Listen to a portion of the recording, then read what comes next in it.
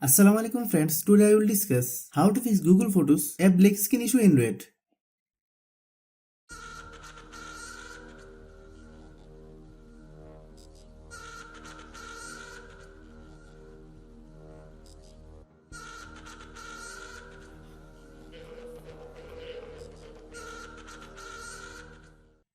Click Settings,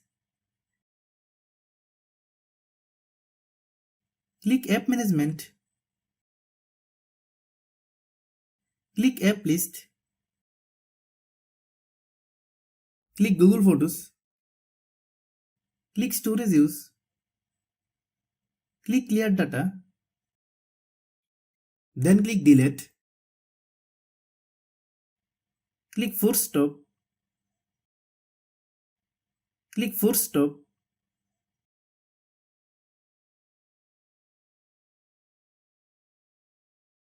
then open Google Play Store, then search Google Photos, click Google Photos. If you get any update, please update.